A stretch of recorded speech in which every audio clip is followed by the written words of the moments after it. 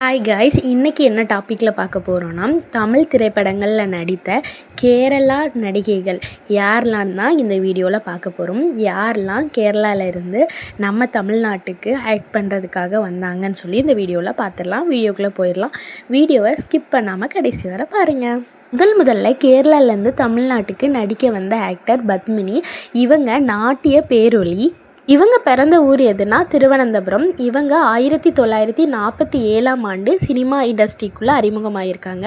ஆனால் தமிழ் படங்களில் நடிக்க ஆரம்பித்தது 1948. வேதாளம் அப்படிங்கிற படத்தில் டான்ஸராக அறிமுகம் ஆகியிருப்பாங்க. அடுத்ததாக இவங்களுக்கு 2 சிஸ்டர் இருக்காங்க. அவங்களும் டான்ஸர் தான். ஒருத்தங்க லலிதா, இன்னொருத்தங்க ராகினி. இவங்க 3 பேருமே நல்ல டான்ஸர். அது மட்டும் கிடையாது, நல்ல ஆக்டர் கூட. அடுத்ததாக பார்க்க போகிறது ஷீலா. கேரளா மாநிலத்தில் பாப்பனபுரம் என்கிற கிராமத்தில் தான் பிறந்திருப்பாங்க. இவங்க 1942 பாசங்கிற படத்தில் அறிமுகமாயிருப்பாங்க. இவங்களை அந்த காலத்து ஆளுகளுக்கு தெரியும். இந்த காலத்து ஜெனரேஷனுக்கு சொல்லணும்னா, சந்திரமுகி படத்தில் அகிலாண்டேஸ்வரி கேரக்டரில் சமத்தனமாக பண்ணியிருப்பாங்க. அவங்க தான் இவங்க. அடுத்தது KR விஜயா.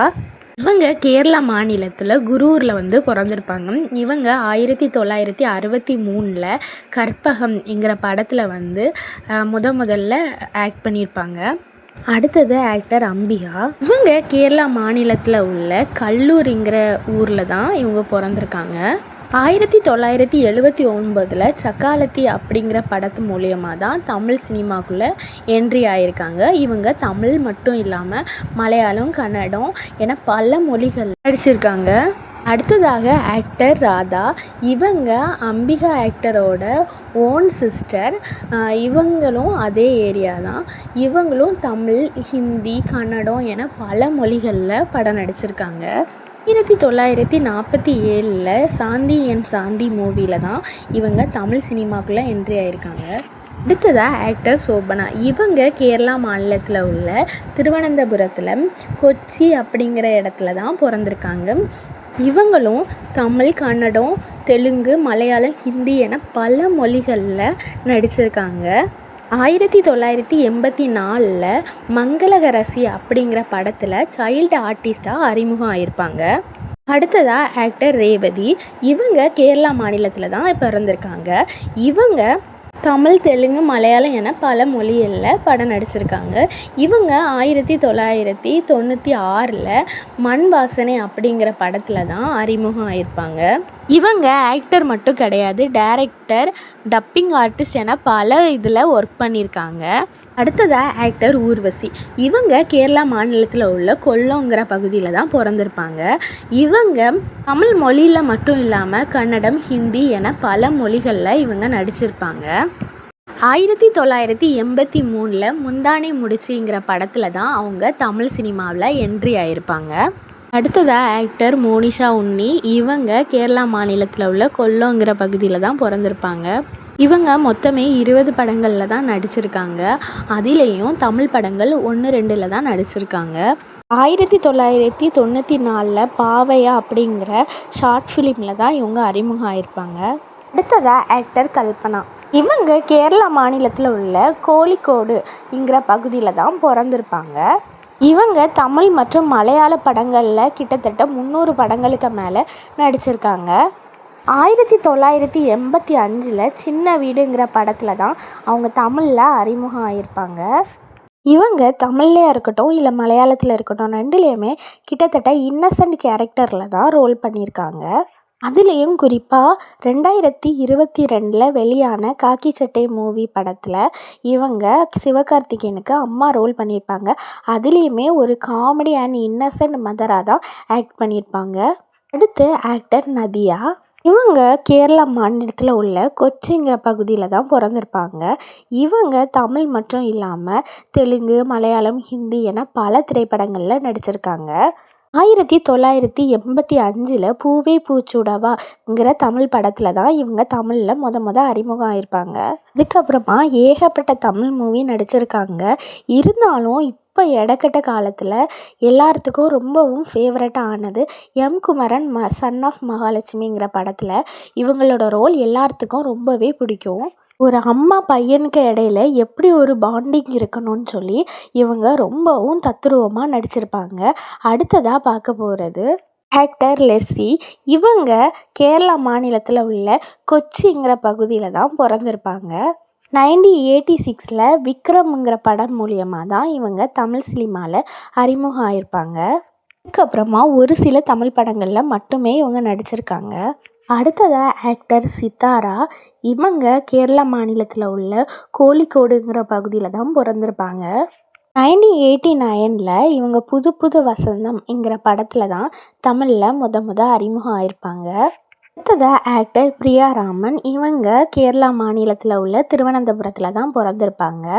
இவங்க 1993 வள்ளிங்கிற படத்தில் தான் தமிழில் அறிமுகம் ஆயிருப்பாங்க.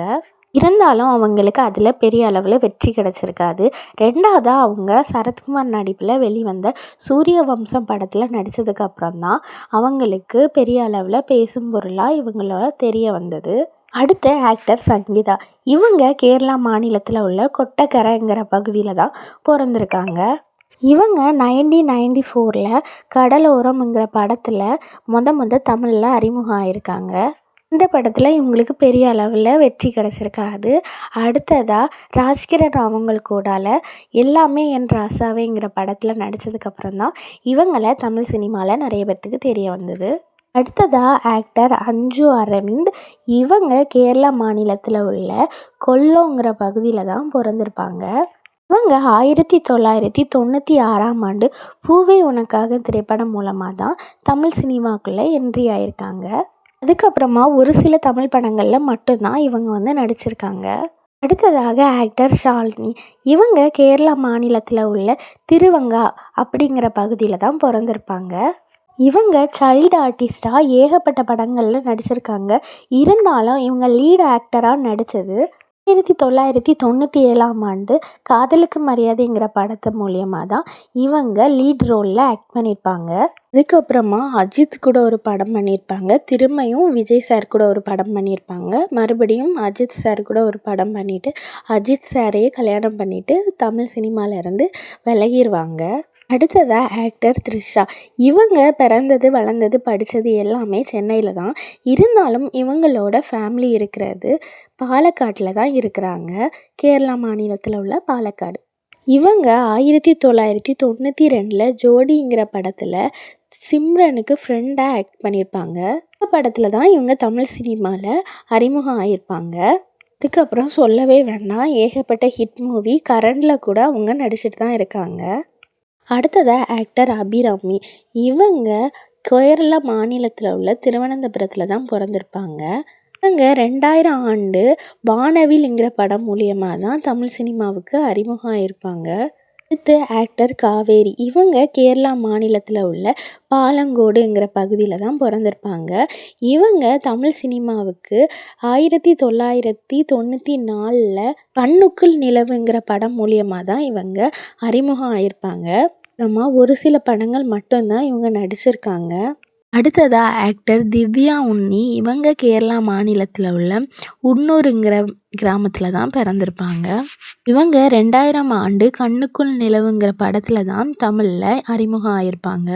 அடுத்ததாக மீரா ஜஸ்மீர். இவங்க கேரளா மாநிலத்தில் உள்ள கொல்லூருங்கிற பகுதியில் தான் பிறந்திருப்பாங்க.